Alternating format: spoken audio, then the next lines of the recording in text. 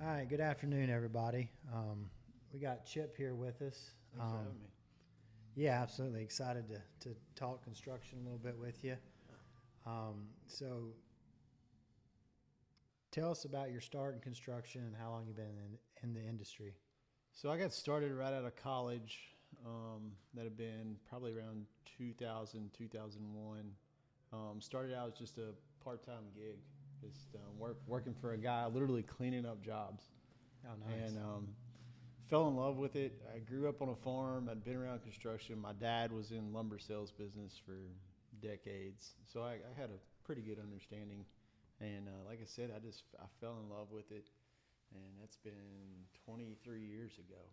And so I started out with him as pretty much just a laborer, and worked my way up, and eventually became his superintendent and project manager, and I worked for him for almost 15 years. Oh, wow. So, yeah, I was super blessed to have somebody to show me the ropes, take me under their wing. Bob Krukerberg was his name. Super good guy. Learned a lot from him, and some things I learned not to do. Yeah. That's part of it. So yeah, so 23 years. Wow. So you said you started out cleaning up job sites and worked your way up to superintendent, project manager. What type of construction specifically was it? At that time, he was primarily building spec houses. We would, I think at the time when I first started, he was pretty small. We did probably 10, 12 houses a year. And by the time he finished up, we were building 35, 40 houses a year. Oh, that's awesome. So, primarily just spec houses. And we built a few custom houses here and there. But yeah, primarily just not post frame, but stick frame construction. Stick frame. Yeah. Okay. What is it that you love about construction that keeps you going when you're dealing with all the stress, weather, crews not showing up, permitting, all these different things that tend to go wrong in construction that make it a nightmare some days? What keeps you going? What is it about construction that you love so much that you're 23 years into it? Yeah, good question. I would say for me, it's kind of like cutting the grass. You get that instant gratification. And you go through all those trials and tribulations, and when it's all said and done, you provided a great product for somebody. Because for most people, that's probably the biggest investment, whether it's a house or barndominium or a garage. I mean, it's a huge investment. Right. And to be able to step back at the end and see this structure and know that you can lay your head on the pillow at night knowing you built a good product and they're happy and they've got years and years of enjoyment ahead of them, I would say that's definitely it. And I like being outdoors too. I'm not a butt in the seat guy all day. Yeah. It's that's definitely a con, or pro, I should say. Growing up on a farm, you're never inside. You're outdoors all the time, so it comes natural to want to be outside. But yeah, just to finish the product and see it, and see the enjoyment that 99% of people get out of it. That's definitely the rewarding part and what keeps me going. Yeah, I relate to that very much, like the wanting to be outside. I know for me, I worked in like more manufacturing style construction, building in a shop for a couple of years, and it didn't take me long to realize like this is not for me. Like every day it's the same scene. And one thing I love about it is you get to go to a new site every couple of weeks, starting fresh. Yeah, and it's a new challenge every week too. Yeah. Because you could build hundreds of barns and garages, barndominiums, houses. Not one is ever the same. Yeah. There's always something different on every single one. It's always a learning experience too. Yeah. You think you got it, and then there's always a curveball that comes your way, and just a challenge. Like navigating and making it through it, and coming out on the other end, and learning from the process. It's great. Yep, absolutely. New scenery, new challenges. Yeah. It keeps it from getting mundane and boring. Tell me the biggest difference you see. So you have like 20-something years of experience in the spec home, custom homes, primarily stick built. Now we're doing these. You're working with us on these post frame, style homes. What are some of the things that just immediately come to mind that stand out, like differences, between the two build methods? Well, I would say the first would be the time frame. Um, the amount of time that you would take you to build, we'll just say a garage, for example, traditionally, whether you're pouring a footer, laying blocks, stick framing, which is Right. 2x4, 2x6 walls, as opposed to what we do and how we do things with post frame.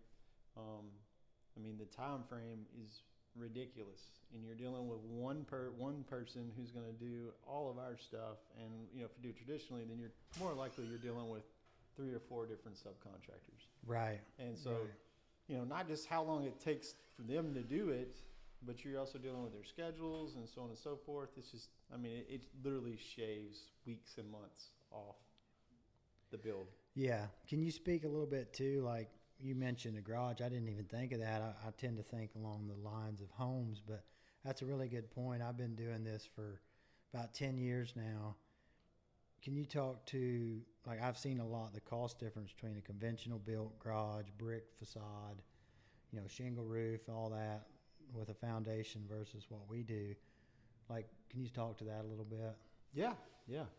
And like I said before, you've got different subs that you're having to bring in, where we're basically, the way we do things, we're one-stop shop. It's just I'm asking specifically like the cost. I've seen the cost difference be drastic. Oh yeah, it's huge. Because we're able to keep everything in house, and most people that do our line of work, that's the way they do it as well. You're not dealing with different materials. There's not a fluctuation in how much this is going to cost or how much that's going to cost. It's kind of I won't say a guessing game, but economically, it definitely goes in your favor to go our route and how we do things. Yeah. And two, you're getting a different product, right? Mm-hmm. So you're getting a metal-sided building with Right. frame versus brick. But to a lot of people, they're putting their boat or RV in.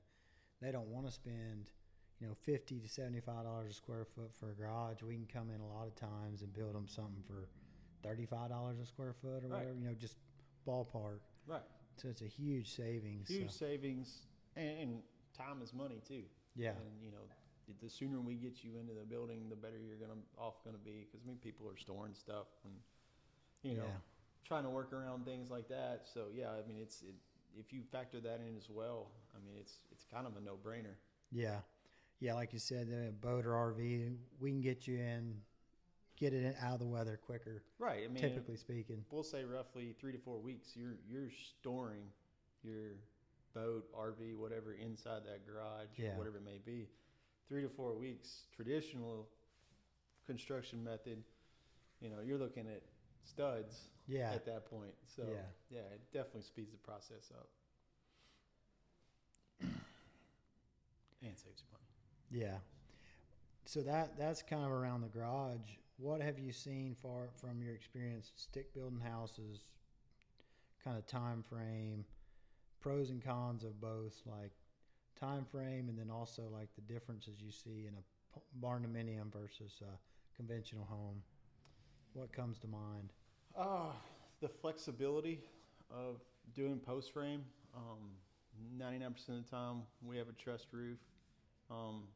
Just basically allows you to have a blank canvas. You can do whatever you want to with your interior walls, because you don't have to worry about supporting rafters and supporting walls and ceiling joists and so on and so forth. So, to me, that's a huge plus, because you can go pick out a floor plan, that you're going to build traditionally, and you pretty much have to stick to it. Right, for the loading and everything. The loading and everything, exactly. Yeah. And where with post frame, you can throw all that out the window. Yeah. If you want to move a wall 2 feet, no big deal. Yeah. And it's a simple process. Like, you literally move the wall 2 feet. If you were doing traditional, then you're moving the wall, you're moving floor joists, you're moving footer, you're moving piers. It just snowballs. It becomes quite the task, and it's expensive. Yeah. Yeah, that makes sense. I don't have a ton of experience in conventional build. I didn't even think about the fact that, like where your piers are, if you move a wall, all of a sudden you've got a leverage point there. Yeah. So you got to think about that. I never even thought of that. Yeah. Also, one thing I like to point out too to people that are kind of weighing the pros and cons of post frame versus conventional is your long-term cost of ownership on a barndominium, and the amount of work it's going to take to keep it up is so much less. Oh yeah. With you don't have to paint your metal. It's not going to blow off like vinyl siding. You might have to pressure wash it every 2 to 3 years. Right. And that's it. That's it. That's all you got to worry about. Yes. So to me, as a homeowner, that's a huge plus. Well, especially in this day and age too, where people are becoming more and more dependent on other people. People just don't want to maintain their homes, Yeah. so to speak. And if you don't have that extra maintenance, or if you're on up in your years, you don't want all that maintenance of power washing or having to clean your hardy all the time, or clean Yeah. your brick, and it's just, you don't have to do that with the way we do things. Yeah. I think it's definitely a pro for sure. Anything else you can think of around that, like maintenance or the differences you see between the two styles of building? I think like one thing for me that I never really thought about until I got into this style, structural wise, you can't beat the post frame, in my opinion, because we'll say whether you build on a slab or you build on a foundation, you're going to have at least 3 hinge points on Right. that wall. Where the way we do things, you're going to have one, and that's where your trusses meet your wall. And then, of course, on top of that, you're going to have a hurricane tie tying everything in. So that's the big thing with me. Just the structural integrity of that structure, or that way we frame things. So you're talking about the fact the post is 3 to 4 foot in the ground, one continuous post. It's one continuous post. The only place is at the top. And where whether you build on a slab or on top of a foundation or footer or foundation wall, you're going to have that point, and then you're going to have your stud point, and then you're going to have your top plate, and then you're going to have your rafters. Yeah. That all at some point in time could technically fail. Yeah. So it's just kind of a peace of mind too, I guess. Yeah. I think too that from a rigidity standpoint, and there's a lot less hinge points, and two, like the every other truss is slabbed right up on the side of that post. I'm blanking on the screw name we use, a JR, those big structural screws we use. JRKs, yeah. Shooting those in, through the truss into the post. Mm-hmm. I mean, it really marries it there. Oh yeah. So. Yeah, it's going to take a lot to separate that. And then thermal break. Can you explain to people what a thermal break is and what the difference between conventional versus what we're doing, how that works? Right. So we'll just say like a typical 2x4 wall, which is most of your houses are built, you're going to have 3.5 inches. On ours, you're going to have 5 and what's our? I can't remember. 5 1/8, I think. 5 1/8. Is that right, Doug? 5 inches. Total wall cavity would be It's 5 1/4 plus inch and a half. Yeah. yeah, with the gird, I think it's 7.5. So it's almost 8 inches. Yeah. So with that being said, as far as your R value, what you're able to do there, you can either do spray foam. Even if you do blow in, you're going to get, because you're able to achieve more of an R value. It's going to be insulated better. Right. And then also with that space, that's going to allow, whether it be hot air or cold air, with it being deeper, it's going to allow it to dissipate quicker. Yeah. So like with a traditional 2x4 wall, that cold air comes through. It's only got 3.5 inches to go through, and it's in your house. Yeah. And with the way we do things, you pretty much 8 inches, and it's pretty impressive how much the hot and cold air will dissipate within that break. Right. And it makes for a more economical house. Yeah, or very barn. efficient. Very yeah. efficient, yes. And I always like to point out to people too, like on a stud wall, every 16 inches you have a stud touching inside to outside. And wood's a conductor. That's right. And so with our method, you have a post every 8 foot. Mm-hmm. and then we do a 2x4 wall inside that 5-inch post, so you have an actual air break. Yeah. So that's creating a dead airspace is Right. a good insulator. It is. So It is.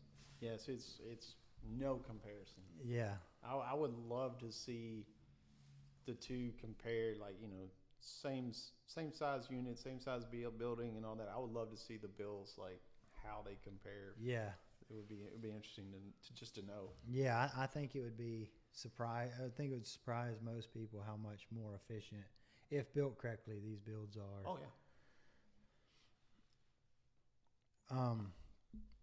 A little bit more about our build method, talking about to the people that don't build, about like how we set our post and all that. A lot of people that are very concerned about the idea of wood being in the ground. What's your perspective on that? Well, our posts are treated for the bottom third, and so that they're obviously ground contact certified, so you don't have to worry about rot. But no, I mean, I personally don't. We've been doing it for years. I mean, there's hundreds of thousands of decks, and Yeah, I mean, and the good thing about our posts is, since they're 3-ply or 4-ply, depending on height and size of the building, those 2-bys that are glued together, they're fully treated. Like, a lot of times you'll see a 6x6 or 4x4 or even an 8x8, just a traditional treated nominal lumber post. This day and age, they're turning them over as quick as they possibly can. right. And a lot of times what you'll see is that they don't get fully impregnated, and they Yeah. will literally they will rot from the inside center out. Yeah, And I've seen it in my line of work in the past. A deck that was built, we'll say 10, 12 years ago. Sometimes, people are like, what happened? And like, well, it wasn't treated all the way through. Like, you literally walk over and just push the post over. It looks Yeah. perfectly fine on the Yeah. outside, but it's compromised on the inside. yeah. So yeah, no, I definitely think it's a good practice. And just to be clear, so we're not using 6x6 nominal No. lumber. We're using a glue lam engineered post. And like you were saying, the 2x6 is treated and then glue lammed. So, and it also comes with a 50-year warranty from the manufacturer. So And you it's got- finger joint too. yeah, So yeah. You got 50 years that they're saying we're going to stand behind it. yeah. Personally, if I build, I have no problem with it. It's just a lot of customers come with the concern of, well, what about these posts being in the ground? They're going to rot off. It's like, no, they're not. No. Not and- anytime. Like, you probably got, I personally believe you got 80 to 100 years for you're ever going to have to worry about it. I agree. And then, as an option, it's really kind of a peace of mind thing for them. We offer a post saver that Yeah. literally slides over that post to protect it as well. Yeah, just a rubber sleeve. Yeah, just a rubber sleeve. Yeah. So, no, I think it's a great method. Tell me some things. So you've been doing project management for years. Tell me some things you see, especially in our line of work. We build a lot of garages, commercial buildings, some ag, and then a lot of barndominiums. As a project manager, what are some things you can think of that you see that the customer should be thinking about, looking out for, and sales guys, as they communicate with the customer, what are some things to be thinking about and looking out for? As a customer, I would say have a plan before you reach out to anybody, and do your research. Our sales team does a great job of navigating that journey with everyone, and being an abundance of information, but at the same time you can hear something from somebody all day long, and Yeah. until you actually dive in and immerse yourself in it, you're not going to fully understand it. Right. So I mean, yeah, I would say do your research, have a plan, kind of have a general idea of what you're fixing to get into, and I think from a customer standpoint, it's just a peace of mind. You understand, because a lot of people don't do what we do, and Yeah. like if I had to go into a computer lab right now and do something, I'd be like, I don't know, guys. Yeah. So but if I did a little research, I'd feel a whole lot more comfortable going into it. So yeah, I would say do your research, just kind of get an idea, just a general idea of what you're actually getting into. Right. And because some people get into it and they're like, I had no idea.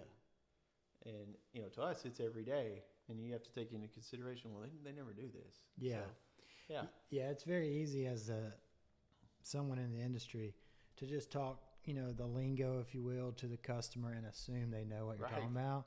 And sometimes they may not feel comfortable say, hey, I have no idea what you just said. Right. And they go along with it. Then you get done and they're like, well, that's not what I was picturing. Yeah. So make sure, it's a good point. Make sure there's a lot of communication and research done so you're speaking the same language. Right. And I mean, if you both get on the same page and there's a general understanding, it makes the build easy for both parties. So. Yeah. I think for me too, just thinking about what you just said, I think it's a trust thing. Pick a builder you can trust. Yeah, absolutely. Because if there's no trust and you feel like you're kind of having to keep an eye on them and they're not doing right by you, that's going to be just a horrible experience. Oh, yeah. And I guess that kind of falls under the research. Whoever you decide to go with, or you think you might decide to go with, check them out. Yeah. Do your due diligence to make sure you're not jumping into something that you're going to regret. Yeah. Because, hate to say it, but there's a lot of people out there that are just out for the almighty dollar, and that's all they care about. Yeah. So. Yep. That's. As far as the sales part,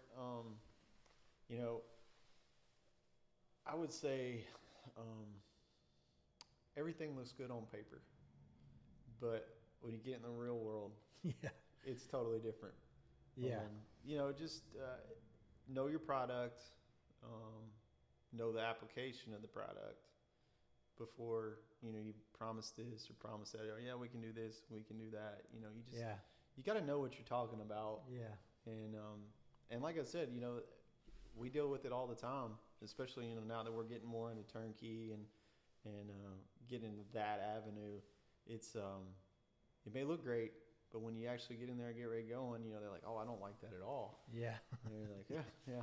Yeah. It's, I mean, just planning ahead and it's really no different than if you were the customer, just as far as the salesperson, know your product, know what you're going to do with that product and be confident in it. Yeah. So. And then as far as codes, you do a lot and have done a lot with codes. And like if you're a customer, kind of talk through that, like what we offer and how we can help, and then what to be thinking about if you're going to build a garage or a barn door. Yeah, I mean, depending on where you're at, I mean, codes vary. For the most part, they're all in the same code, but what they require, what they like to see can vary county to county, state to state.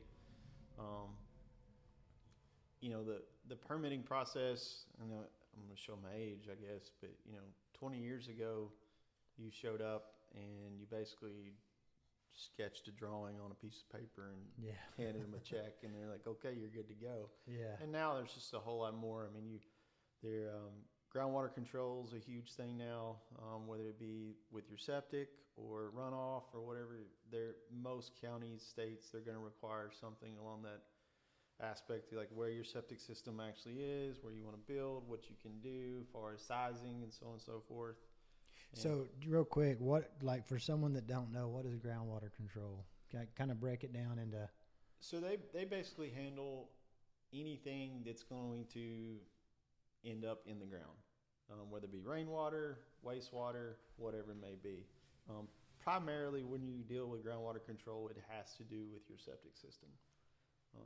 They're going, and it's improved dramatically over the years, and it needed to, but they're very particular now about making sure you have the correct size system, it works correctly, and it's not going to fail. Yeah. Okay. So, yes, that's pretty much groundwater control. So septic, yeah.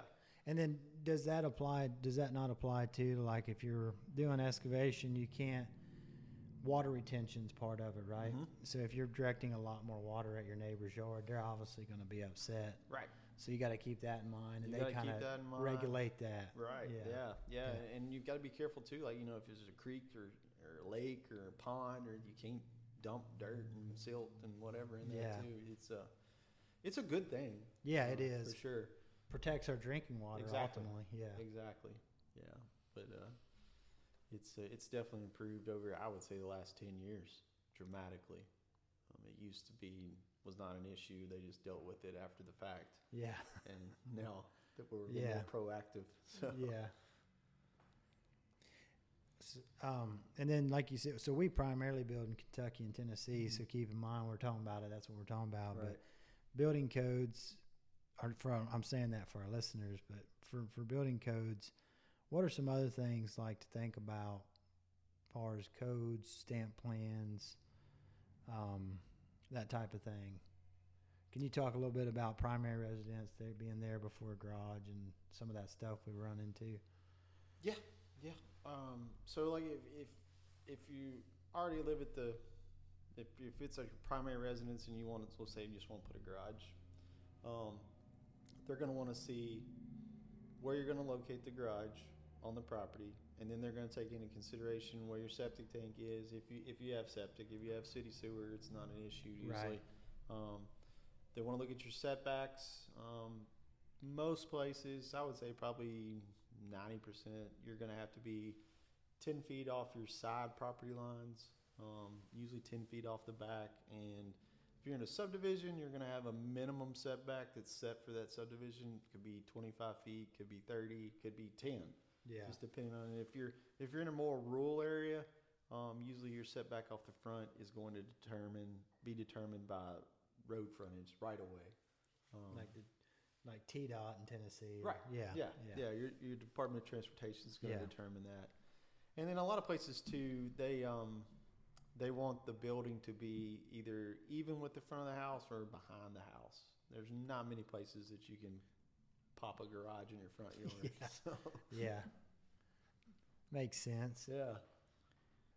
A lot of codes departments will discourage you from building barndominium style not barndominium necessarily, but post frame style barndominiums in certain counties. And, we found that we can work around that very easily with stamp drawings. Right. So that's something to keep in mind. Like we have a engineer that we work with, and it'll be stamped. And yeah, you want to talk a little bit about that, how that works? Yep. My experience, and even not necessarily post frame, but anytime something new comes along or different, most code departments, their knee-jerk reaction is to immediately shun it and reject it and give you blowback, just because they simply don't understand it. Right. Once they come around and they, like a lot of our jobs, once they come and they see what we're doing, and of course we've had to provide stamp drawings to get to that process, to have an engineer approve it to basically supersede them. So they're like, oh, okay, engineer signed off on it, it's okay. Right. But once they get out there and they see it, they're like, oh, okay, I see what you're doing now. And it's just it's not a foreign idea. I mean, post-frame construction has been around for a long time. It's becoming more mainstream. Yeah, that's something too. A lot of people don't think about, I don't think, is they're like, oh, these barndominiums are new. But the construction method, a lot of your old tobacco barns have been around for, I would say, 80 to 100 years? I've got a barn at my farm in Kentucky, and the best we can guess is it was built in 1910, 1915, somewhere around there, because that's when the farm was, what's the word I'm looking for? Established. Thank you. And there's no telling what that barn's seen and gone through, and it's still to this day standing up. And it's post frame. Yeah. No, it's the old round poles. Yeah. Yeah. And it's solid oak too. I mean, I can't imagine trying to drill through it or put a nail in it. You can forget about that. But yeah, I mean, post frame's been around a long time, and it's withstood the test of time too. Yeah. Yeah. That's pretty impressive. Which they built different, and they probably built better now because they had more. I don't know why, actually. I'm not going to try to surmise why, but it seems like they built a beefier barn back then. Oh, yeah. It's pretty impressive. Well, and you figure back then, too, I mean, they were literally cutting down trees and milling them. And yeah. I mean, they were just working with what they had. Yeah. So, and there's something to be said about that, too, because, nowadays we have engineered lumber and posts and so on and so forth. And sometimes you think, you're like, well, I understand why we do that. But you look back and you're like, that thing's been here for 100 years. Yeah. And Yeah. there's nothing engineered about it. Yeah. So, it's fun. It's pretty interesting to see, how that type of construction can withstand time and Yeah. hold up. Anything else around codes? I do know one thing I like to bring up, and I want to continue to bring up with Tennessee specifically. We built a lot down there, and the sooner you call TDEC, the better. Would you like to speak to that? Absolutely. They're probably understaffed, I would guess.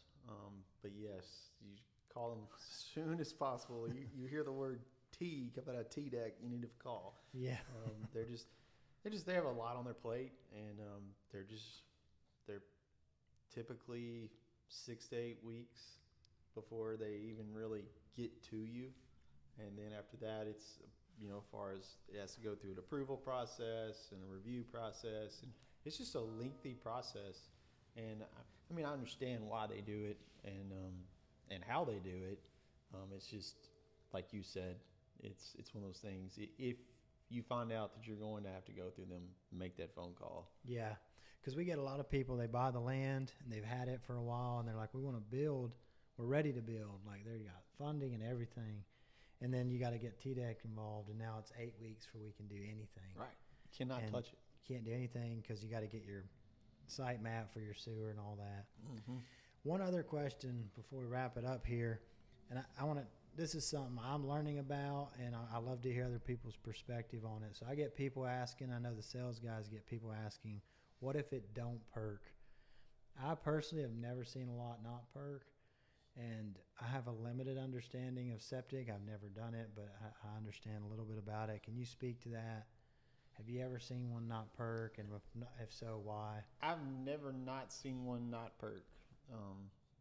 I've seen some that had horrible ratings. It took it 120 minutes or 160 minutes or something like that to dissipate. And dissipate, you're just talking about the ground absorption. Exactly. Yeah. Exactly. Yeah. And typically, when you get a poor soil rating, it's going to correlate to more money. 9 times out of 10, what they're going to make you do is you're going to have to add more field lines than you normally would have. If you Like had linear feet. linear feet. Yeah. Yes. And it could affect the size of your tank. But other than that, I'm like you. I've never not seen one perk. I've heard of it. Yeah. And I've seen deals fall through before where, people bought the land and found out it didn't perk, and or it was contingent on it perking, and it is, either the rating was so horrible or it just didn't perk, period. But yeah, I mean, there's ways around it. I've never had to do it. Ways around it would be like above ground systems and stuff like that. Above ground system, and typically with those, you're going to have a pump as well.